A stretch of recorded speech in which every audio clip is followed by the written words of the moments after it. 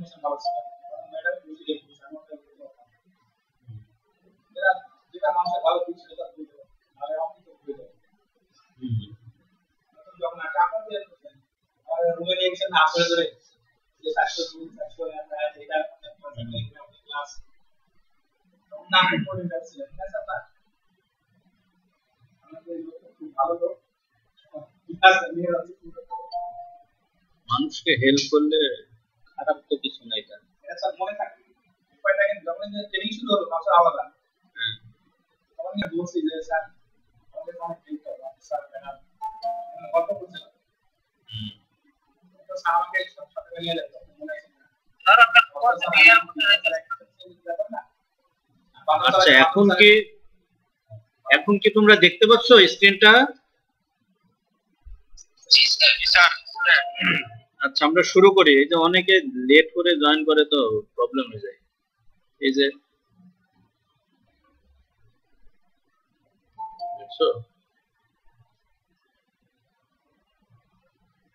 অপেক্ষায় রাখি। আচ্ছা তাহলে আমাদের প্রথম যে চ্যাপ্টার ছিল সেটি কিন্তু শেষ। আমরা এখন দ্বিতীয় যে চ্যাপ্টারটি রয়েছে এখানে আমরা কি দেখতে পাচ্ছি দেখো তো।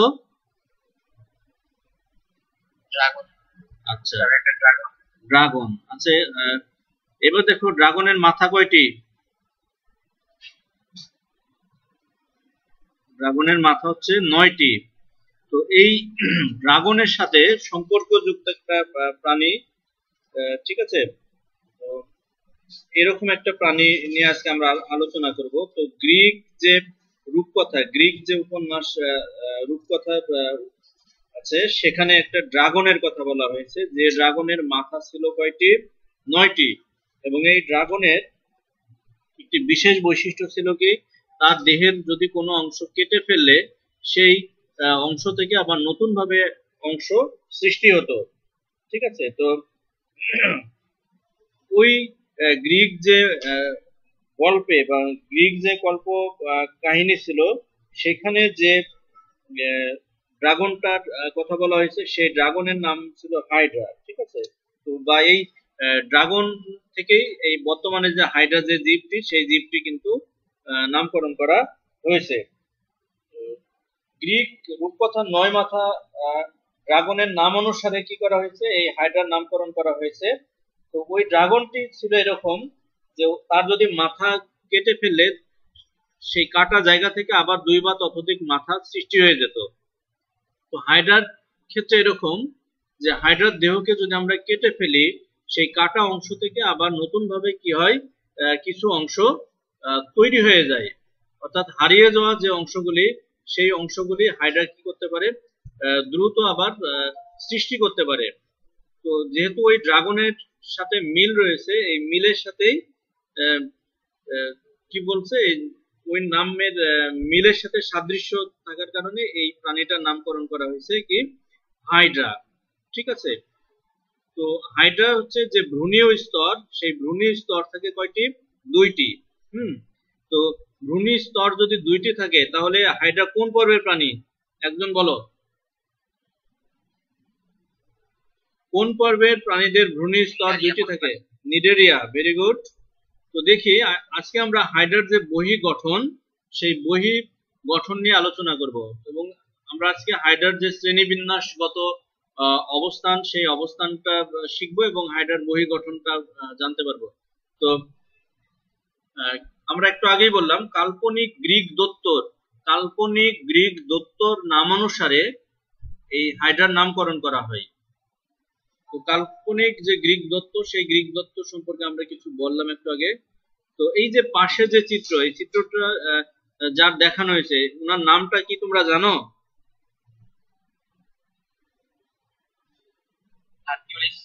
না, হারকিউলিস হচ্ছে কি করছিলেন, যে ড্রাগনটা, এই ড্রাগনটা ভয়ঙ্কর যে ড্রাগন, সেই ড্রাগনকে হত্যা করেছিল হারকিউলিস।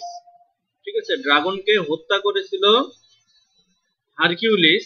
আর আমরা চিত্রে যে ব্যক্তির ছবিটি দেখতে পাচ্ছি উনি হচ্ছেন আব্রাহাম ট্রেমব্লে, সুইজারল্যান্ডের একজন বিজ্ঞানী, ওনার নাম হচ্ছে আব্রাহাম ট্রেমব্লে। তো এই আব্রাহাম ট্রেমব্লে হাইড্রার আবিষ্কারক। প্রাণী হাইড্রা, এটা যে জীব, আমরা যে জীবটি সম্পর্কে আলোচনা করব, এই জীবটি হচ্ছে হাইড্রা। তো এই জীব হাইড্রার আবিষ্কারক হচ্ছে আব্রাহাম ট্রেমলে। এই যে তুমি যে ছবিটি দেখতে পাচ্ছ, উনি হচ্ছেন আব্রাহাম ট্রেমলে এবং ওনার জন্মস্থান হচ্ছে সুইজারল্যান্ড। এরপর দেখো, এই ব্যক্তির নাম কি তোমরা জানো?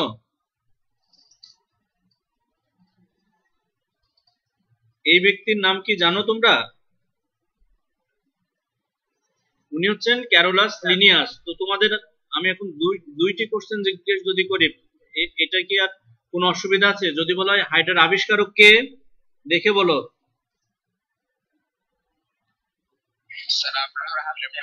আর নাম দেন কে? হাইড্রার নামকরণ করেন কে? লিনিয়াস। ক্যারোলাস লিনিয়াস হচ্ছে নামকরণ করেন, আর হাইড্রা আবিষ্কার করেন হচ্ছে আব্রাহাম ট্রেমলে। তো হাইড্রার পুনরুৎপত্তির ক্ষমতা আছে। পুনরুৎপত্তি কাকে বলে? পুনরুৎপত্তি হচ্ছে যখন কোনো অংশ নষ্ট হয়ে যায়, যখন কোনো অংশ হারিয়ে যায়, সেই হারিয়ে যাওয়া অংশটি নতুন ভাবে তৈরি করার যে ক্ষমতা, সেই অংশটা কি বলা হচ্ছে কি, মানে সেই ঘটনাকে বলা হচ্ছে পুনরুৎপত্তি। তো হাইড্রার যদি দেহের কোনো অংশ তুমি কেটে ফেললে হাইড্রা কি করতে পারে? অতি দ্রুত সেই হারিয়ে যাওয়া যে অংশ, সেই অংশগুলি তারা কিন্তু আবার নতুন ভাবে তৈরি করতে পারে। তো এই যে পুনরুৎপত্তির ক্ষমতা, এই পুনরুৎপত্তির যে কথা, এই কথাটাও কিন্তু প্রথম বলেছিলেন আব্রাহাম ট্রেমলে। ঠিক আছে, তো দেখি হাইড্রা কোথায় বাস করে। তো হাইড্রা হচ্ছে কি, যে পানিতে বাস করে। হাইড্রা কোথায় বাস করে?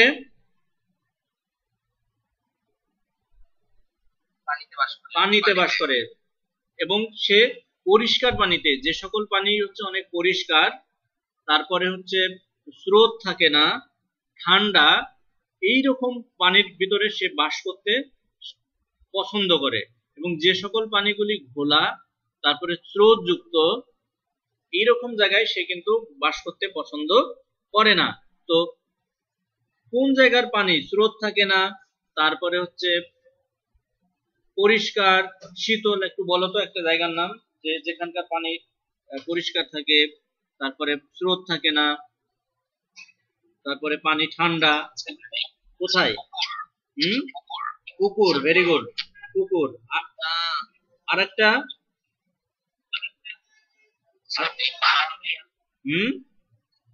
খাল বিল। ভেরি গুড, তোমরা কিন্তু এটা দেখো, উত্তর না, কুয়ায় পাওয়া যাবে না। পুকুর, খাল, বিল, হ্রদ, ঠিক আছে, নদী, এই জায়গাগুলিতে তাদের বেশি পাওয়া যাবে। এবং দেখো সে কি করছে, দেখো তার যে পদচাকতি, পদতল, ওই যে সেই পদতল দিয়ে সে কি করে পানির ভিতরে ডুবে থাকে। এরকম গাছের পাতা হতে পারে, গাছের ডাল হতে পারে, তার সাথে কি করে সে আটকে থেকে সে ওই যে চারপাশে দেখো সুতার মতো, উপরের অংশে দেখো মুখের চারপাশে সুতার মতো যে অংশগুলি দেখা যায়, যেগুলিকে বলা হয় কর্ষিকা। তো এই কর্ষিকার সাহায্যে সে কি করে পানির মধ্যে উল্টো হয়ে নড়াচড়া করে। তো দেখো হাইড্রা মুক্তজীবী, মিঠা পানিতে নিমজ্জিত কোনো বস্তুর সাথে সংলগ্ন হয়ে নিম্নমুখী হয়ে ঝুলে থাকে। তোমরা ওই যে গাছের গুড়ির মতো যে চিত্রটা দেখা যাচ্ছে, সেখানে দেখো সে কিন্তু নিম্নমুখী হয়ে ঝুলে আছে, দেখছো?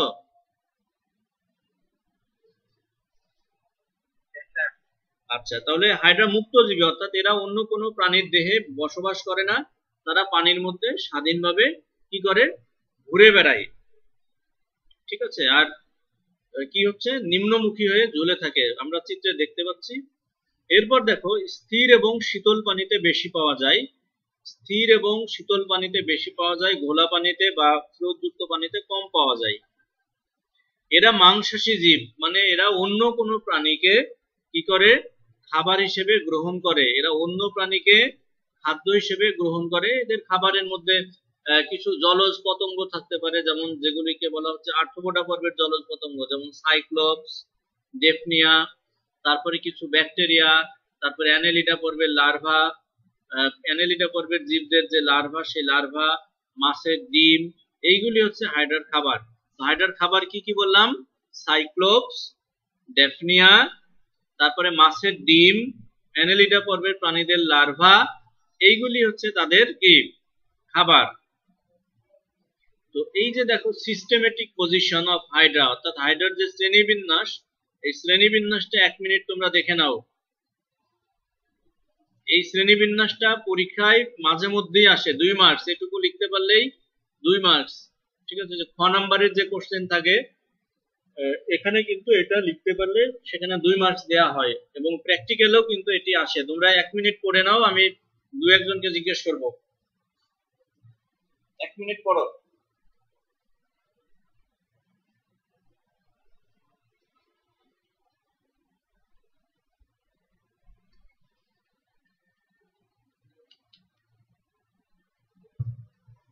আচ্ছা, পরেরটা যাই।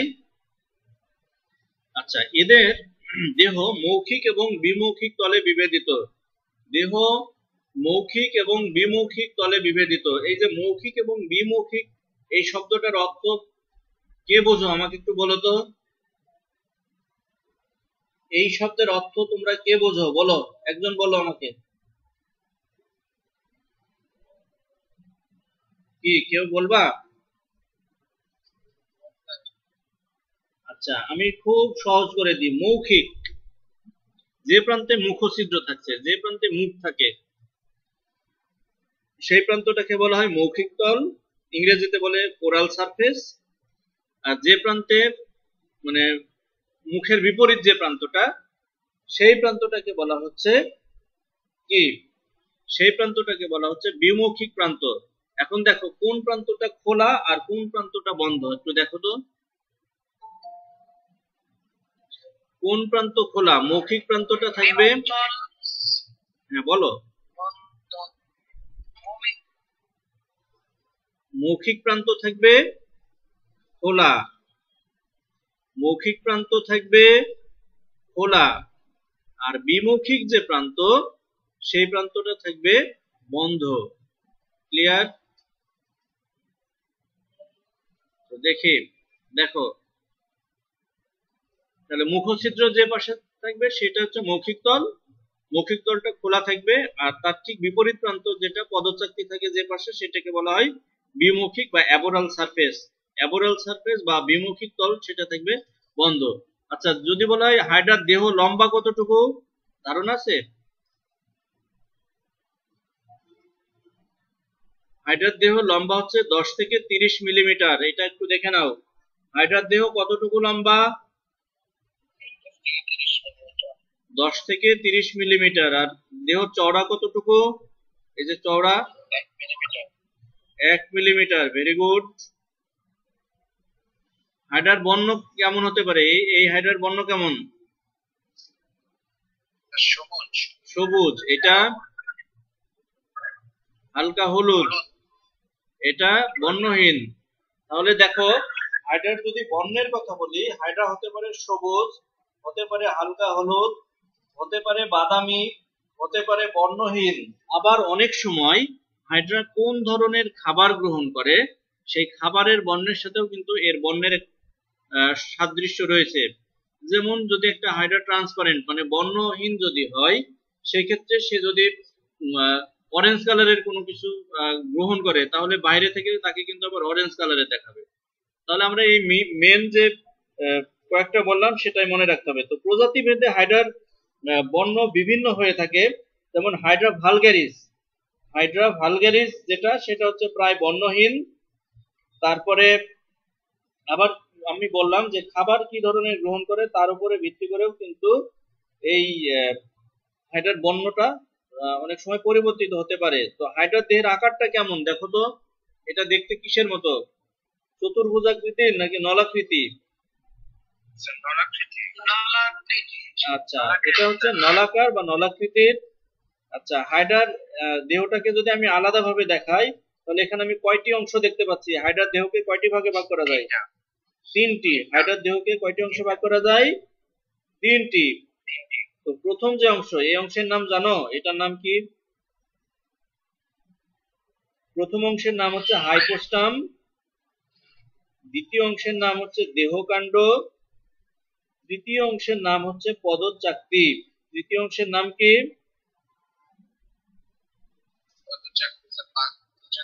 হ্যাঁ, আচ্ছা, এখন আমি যদি কোশ্চেন জিজ্ঞেস করি হাইড্রার দেহ কয়টি ভাগে ভাগ করা যায়, তাহলে সবাই উত্তর দিতে পারবে? 3টি।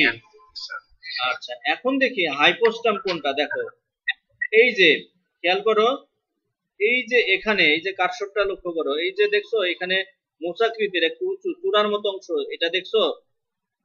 এই যে মোচাকৃতির চূড়ার মতো এই যে এই অংশটাই হচ্ছে হাইপোস্টাম। উত্তল উত্তল যে অংশটা, এই অংশটাই হচ্ছে হাইপোস্টাম। এবং হাইপোস্টামের ঠিক মাঝখানে এই যে অ্যারোটা রাখছি যেখানে, হাইপোস্টামের ঠিক মাঝখানে থাকবে কি? হাইপোস্টামের মাঝখানে থাকবে মুখছিদ্র। দেখি এটা হচ্ছে হাইপোস্টোম বা হাইপোস্টাম। তোমার বইতে মেবি হাইপোস্টোম লেখা আছে, তাহলে হাইপোস্টোম কোথায় থাকবে? এটি দেহের মুক্ত প্রান্তে অবস্থিত। মুক্ত প্রান্তে কোনটা আমরা বলেছিলাম? যেটা হচ্ছে যে প্রান্তে মুখছিদ্রটা থাকে সেটা হচ্ছে মুক্ত প্রান্ত। তো যে পাশে মুখছিদ্র থাকে সেই প্রান্তে মোচাকৃতির যে অংশটা দেখা যায়, যেটা সঞ্চালনক্ষম অর্থাৎ নড়াচড়া করতে পারে, সংকোচন প্রসারণ করতে পারে, সেই অংশটাকে বলা হচ্ছে হাইপোস্টোম। তো হাইপোস্টোমের ঠিক কেন্দ্রে দেখো, পাশের চিত্রটি দেখো, হাইপোস্টোমের কেন্দ্রে থাকবে মুখছিদ্র। এর চূড়ায় বা একেবারে কেন্দ্রে থাকবে কি? মুখছিদ্র। আর এই মুখছিদ্রের পথে কি হয়? খাদ্য গৃহীত হয় এবং অপ্রয়োজনীয় যে অংশ সেই অংশটা কি হয়?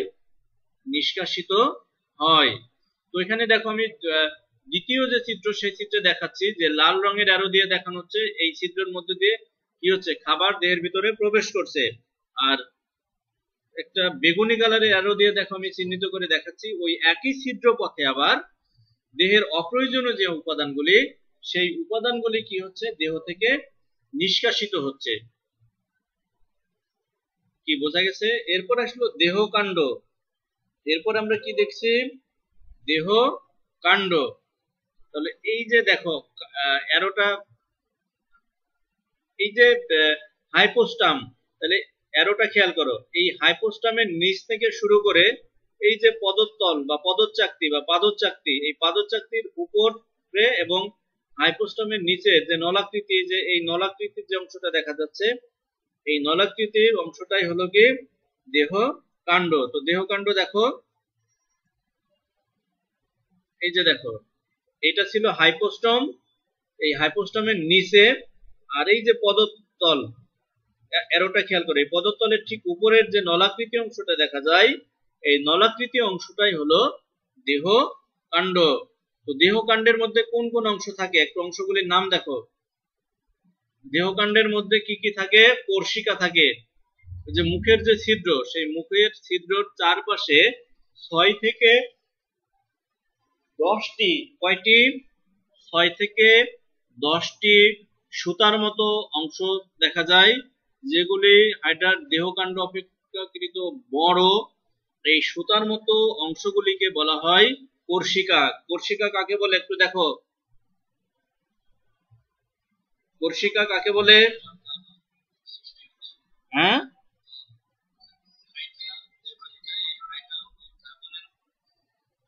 কি বুঝতে পারছো তোমরা?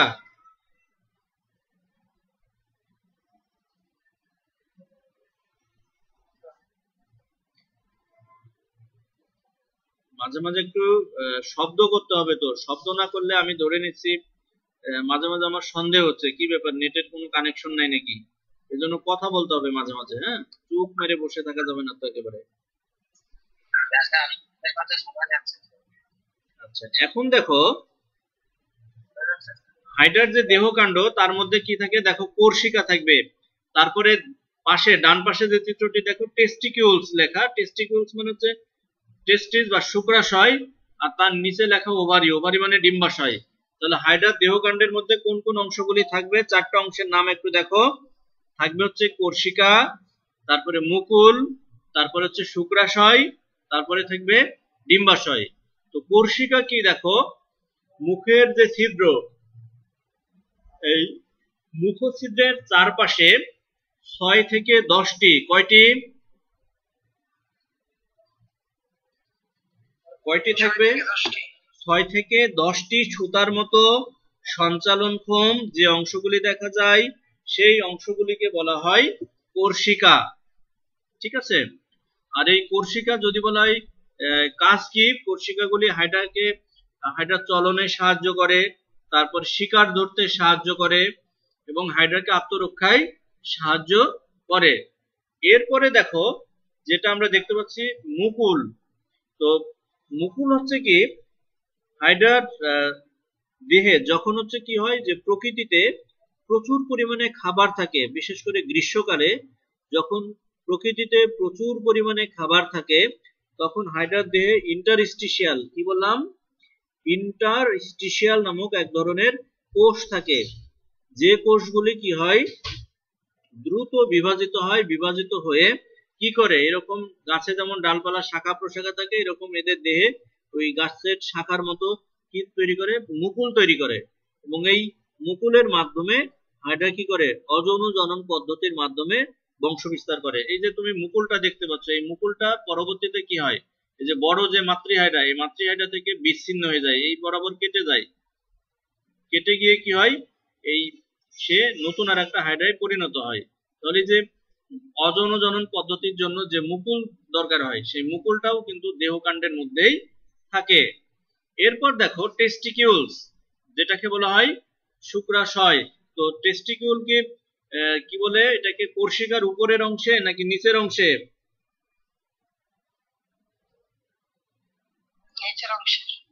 আর ওভারির নিচে না উপরে? শুক্রাশয়, টেস্টিকুল মানে শুক্রাশয়। তারপরে হাইপোস্টামের উপরে না নিচে?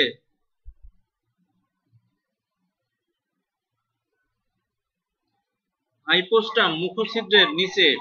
আচ্ছা, তাহলে দেহকাণ্ডের মধ্যে কি কি থাকছে?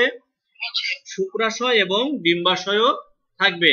এবং এই যে শুক্রাশয় এবং ডিম্বাশয় আমরা দেখছি এটি হচ্ছে হাইড্রার অস্থায়ী জননাঙ্গ। তো প্রকৃতিতে যখন খাদ্যর পরিমাণ কম থাকে তখন হাইড্রার পদচাকতির উপরে এবং হাইপোস্টামের নিচে কি হয়, এই শুক্রাশয় এবং ডিম্বাশয় যে আমরা যে বলছি সেই শুক্রাশয় এবং ডিম্বাশয় কি হয় তৈরি হয়।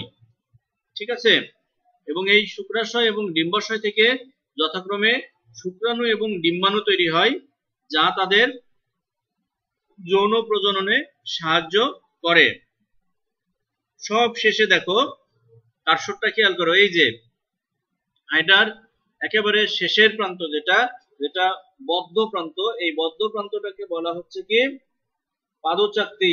তাহলে দেহকাণ্ডের নিম্ন প্রান্তে অবস্থিত গোল ও চাপা অংশটি হলো পাদচাকতি বা পদতল। ঠিক আছে, এবং এই পদতলের সাহায্যে সে কি করে, এই যে পদতল দেখো, এই পদতলের সাহায্যে সে কি করে আঠালো পদার্থ নিঃসরণ করে এবং আঠালো পদার্থ নিঃসরণের মাধ্যমে সে কি করে শক্ত কোনো বস্তুর সাথে আটকে থাকে। কি করে? শক্ত কোনো বস্তুর সাথে সে আটকে থাকে। এছাড়াও এটি তাদের চলনেও কিন্তু সাহায্য করে, এই বুদবুদ তৈরি করে। পানির ভিতরে হাইড্রা কি করে এই পদচাকতির বুদবুদ তৈরিতে, বাবল তৈরিতে সাহায্য করে এবং এই বাবলের সাহায্যে হাইড্রা কি করে পানিতে ভেসে থাকতে পারে। তো হাইড্রার বিভিন্ন ধরনের চলন আছে, এর মধ্যে একটি চলন হচ্ছে কি গ্লাইডিং চলন। তো এই গ্লাইডিং চলনে হাইড্রাকে কিন্তু সাহায্য করে এই পদচাকতি। ঠিক আছে, তো হাইড্রার যে শ্রেণীবিন্যাস সেটি তোমরা ভালোভাবে শিখবে। আচ্ছা, এখন কয়েকজনকে কোশ্চেন করি, একটু বলো তো হাইড্রা কোন পর্বের জীব?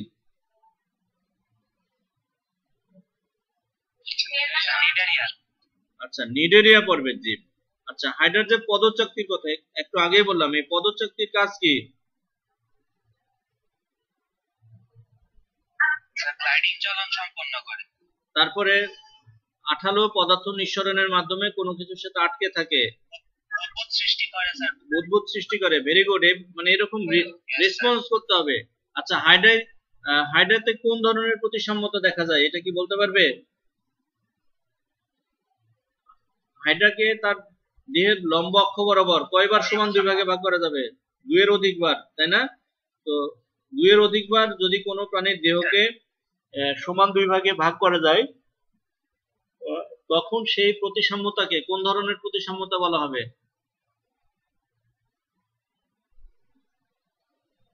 অরীয় হ্যাঁ, হাইড্রাতে দেখা যায় অরীয় প্রতিসাম্যতা। তো হাইড্রার যে বাহ্যিক গঠন, এই বাহ্যিক গঠনের একটা চিত্র অঙ্কন করবে তোমরা। তোমাদের বইতে দেখবে 49 নাম্বার পেজে একটা চিত্র দেয়া আছে হাইড্রাল। আচ্ছা, ওইটা না, 49 না, 48 নাম্বার পেজে দেখো একটা চিত্র দেয়া আছে। এই চিত্রটা একে আগামী দিন দেখাবে। ঠিক আছে, এখন আরো যেহেতু আমার 10 মিনিট সময় রয়েছে, এখন আমরা আরো কিছু বিষয় নিয়ে আলোচনা করি। ঠিক আছে, এখানে দেখি 2 জন বের হয়ে গেছে। তো কাজী মাশরাফি আছো?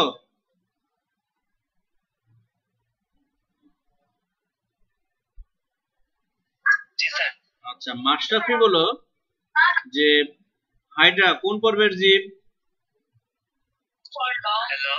হ্যাঁ, হাইড্রা কোন পর্বের জীব বলো একটু।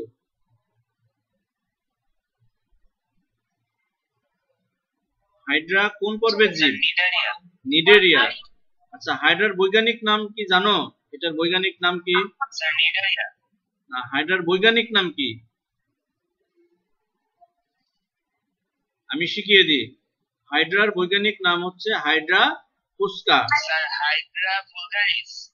হাইড্রা ভালগারিস হতে পারে, হাইড্রা ফুস্কা হতে পারে, ক্লোরোহাইড্রা ভেরিডিসিমা হতে পারে। তো আমার মনে হয় হাইড্রা ফুস্কা, FUSCA, হাইড্রা ফুস্কাটা তোমাদের মনে থাকবে ভালো। ঠিক আছে, তোমরা তো ফুচকা খাও, মেয়েরা বেশি খাই। হ্যাঁ, ফুচকা, ওই যে রাস্তার পাশে দাঁড়িয়ে ফুচকা খাও না, সেই ফুচকা। আচ্ছা, এবার হচ্ছে সাইদ। সাইদ শুনতে পাচ্ছ?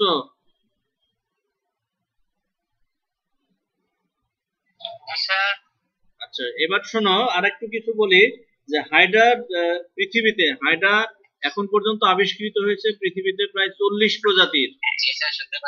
হ্যাঁ, হাইড্রা আবিষ্কৃত হয়েছে কত প্রজাতির? এখন পর্যন্ত পৃথিবীতে হাইড্রা আবিষ্কৃত হয়েছে 40 প্রজাতির। তো এই 40 প্রজাতির মধ্যে বাংলাদেশে পাওয়া যায় কত প্রজাতির জানো? 3 প্রজাতির। হাইড্রা পৃথিবীতে এখন পর্যন্ত হ্যাঁ, পৃথিবীতে এখন পর্যন্ত হাইড্রা পাওয়া গেছে 40 প্রজাতির। তার মধ্যে বাংলাদেশে পাওয়া যায় 3 প্রজাতির। তো যদি পরীক্ষায় আসে যে বাংলাদেশে কত প্রজাতির হাইড্রা পাওয়া যায়, এখন কি পারা যাবে? এই যে দেখো, বিশ্বব্যাপী হাইড্রার প্রজাতি পাওয়া যায় কয়টি? পৃথিবীতে হাইড্রার প্রজাতি কয়টা পাওয়া যায়? 40টি। এই যে বইটা দেখো। ঠিক আছে, এবং বাংলাদেশে পাওয়া যায় কয়টি? বাংলাদেশে পাওয়া যায় মাত্র 3টি প্রজাতি। এরপর দেখো, নামকরণ করেন কে? Carolus Linnaeus. আবিষ্কার করেন কে? আব্রাহাম ট্রেমব্লে। আমরা যেগুলি বললাম বইটা একটু দাগাই দিচ্ছি। হ্যাঁ, এই যে বইতে দেখো, দেখতে পাচ্ছ না এখন? এটা বইটা দেখা যাচ্ছে?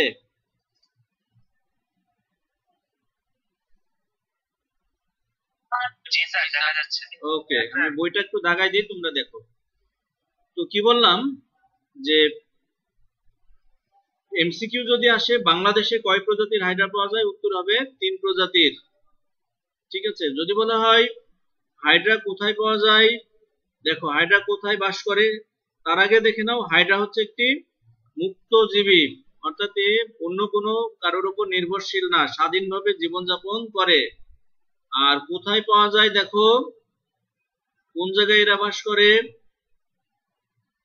খাল, বিল, হ্রদ, ঝর্ণা, পুকুর, ডোবা, এইগুলি। এবং যেখানে যে পানিতে স্রোত থাকে না, যে পানি স্থির থাকে, পরিষ্কার থাকে, এইরকম জায়গায় এদের পাওয়া যায় অধিক পরিমাণে। কোন জায়গায় অধিক পরিমাণে পাওয়া যায় দেখে বলো।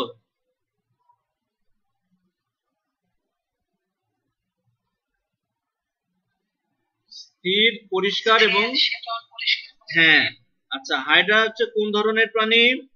দেখে বলো, এই যে লাস্টে যে দাগাই দিলাম, হাইড্রা হচ্ছে মাংসাশী প্রাণী। আচ্ছা, এরা হচ্ছে অন্য প্রাণীকে খাবার হিসেবে গ্রহণ করে। আচ্ছা, এরপরে দেখো, যদি বলা হয় হাইড্রার আকার কেমন বা আকৃতি কেমন, হাইড্রা হচ্ছে নলাকৃতি। হাইড্রার দেহটা হচ্ছে নলাকৃতির, এবং আমরা যদি বলি কত সেন্টিমিটার, 1 থেকে 3 সেন্টিমিটার, আর মিলিমিটার কত বললাম, 10 থেকে 30 মিলিমিটার। তো এই সেন্টিমিটার এবং মিলিমিটার কিন্তু এক হয় না জানো। আচ্ছা, এরপরে দেখো, যদি বলা হয় হাইড্রার দেহকে কয়টি অংশে ভাগ করা যায়, 3টি অংশে। হাইড্রার দেহকে কয়টি অংশে ভাগ করা যায়, 3টি। কি কি দেখো, হাইপোস্টাম, পদচাকতি, হাইপোস্টাম এবং দেহকাণ্ড, 3টি অংশের নাম একটু দেখো। পদচাকতি, হাইপোস্টাম এবং দেহকাণ্ড। আচ্ছা, এখন দেখো, এই যে পদচাকতি বা পাদচাকতি, এর কাজ কি দেখো তো, কাজগুলি দেখো। পাদচাকতির কাজ আমরা আগেই শিখলাম, এটি আঠালো পদার্থ নিঃসরণের মাধ্যমে প্রাণীকে কোনো বস্তুর সাথে কি করে, আবদ্ধ রাখে। তারপরে বুদবুদ সৃষ্টি করে, তাহলে বুদবুদ সৃষ্টি করাও কিন্তু পদচাকতির কাজ। তারপরে অ্যামিবয়েড কোষ দ্বারা গ্লাইডিং, এটা গ্লাইডং লিখছে, এটি হচ্ছে গ্লাইডিং, গ্লাইডিং চলনে সাহায্য করে। এরপর আমরা জানি, দেখো হাইপোস্টোম, অনেক সময় জ্ঞানমূলক কোশ্চেন আসে, হাইপোস্টোম কাকে বলে। তাহলে হাইড্রার দেহের অগ্রভাগে, এই যে দেখো এটা হচ্ছে হাইড্রার দেহের অগ্রভাগ, কার্সরটা খেয়াল করো, হাইড্রার দেহের অগ্রভাগে বা অগ্রপ্রান্ত বা ওরাল অংশে বিদ্যমান কনিকাল আকৃতির গঠনকে বলা হচ্ছে হাইপোস্টোম। এবং এই যে হাইপোস্টোম, তাহলে হাইপোস্টোমের কেন্দ্রে, কার্সরটা খেয়াল করো, হাইপোস্টোমের কেন্দ্রে কি থাকে, মুখ ছিদ্র থাকে। হাইপোস্টোমের কেন্দ্রে কি থাকে, মুখ ছিদ্র। আর এই হাইপোস্টোমকে ঘিরে, এই যে এটা হাইপোস্টোম, তাহলে হাইপোস্টোমের চারপাশে দেখো কি থাকবে, 6 থেকে 10টি কোর্সিকা থাকবে। হাইপোস্টোমের চারপাশে কয়টি কোর্সিকা থাকে,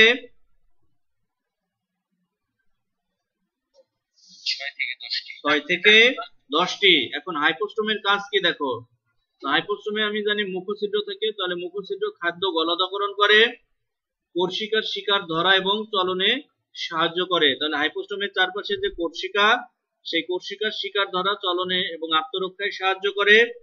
আর মুখের যে ছিদ্র, সেটা খাদ্য গলাধঃকরণ আর বর্জ্য যে পদার্থ, অপ্রয়োজনীয় পদার্থ নিষ্কাশনে সাহায্য করে। এবার দেখো হাইপোস্টোমের নিচ থেকে পদচাকতির উপর পর্যন্ত যে অংশ, সেই অংশকে বলা হচ্ছে কি দেহকাণ্ড।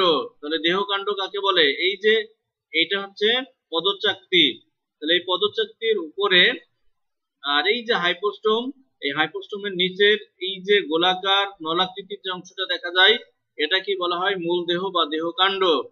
তো দেহকাণ্ডের মধ্যভাগ দেখো, দেহকাণ্ডের মধ্যভাগ কিছুটা স্ফীত, স্ফীত মানে প্রসারিত। এই অংশটুকু দেখো, উপরে যে এই অংশ থেকে কিন্তু মাঝখানের যে অংশ, এই অংশটা প্রসারিত। দেহকাণ্ডের গোড়ার দিকে এক বা একাধিক বর্ধনশীল কুড়ি থাকে। বর্ধনশীল কুড়ি, এই যে গাছের ডালের মতো আমরা দেখতে পাচ্ছি, এটাকে বলা হচ্ছে কুড়ি বা বাড বা মুকুল। তাহলে দেহকাণ্ডের মধ্যে কি থাকবে, কুড়ি থাকবে, কুড়িগুলি কিন্তু আমরা দেখতে পাচ্ছি।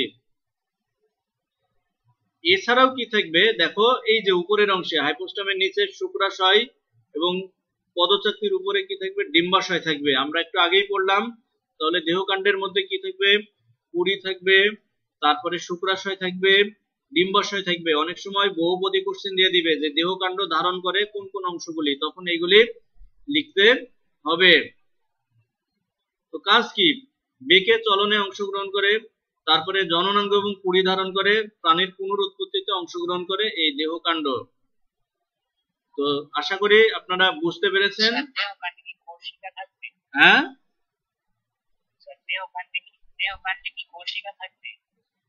দেহকাণ্ডে, হ্যাঁ দেহকাণ্ডে কোর্সিকা থাকবে। এই যে কোর্সিকা যে জায়গায় সংযুক্ত, এই অংশটি হচ্ছে দেহকাণ্ড, দেহকাণ্ডে কোর্সিকা থাকবে। তাহলে আজকে বই সহ আমি দাগিয়ে দাগিয়ে সুন্দর করে পড়াই দিলাম। তো আশা করি আপনারা সকলেই বুঝতে পেরেছেন। আর যদি কোনো অসুবিধা থাকে আমাকে জানাবেন, এবং যারা ক্লাসটা করে নাই তারা ইউটিউবে এই লেকচারটি পাবে, ইউটিউব থেকে ওদের দেখে নিতে বলবা, ঠিক আছে? তো আজ তাহলে এই পর্যন্তই, আগামী দিন আবার দেখা হবে, ঠিক আছে? আজকের মতো শেষ। হ্যাঁ, ওয়ালাইকুম আসসালাম। হ্যাঁ, ওয়ালাইকুম আসসালাম। আজকের মতো শেষ করছি।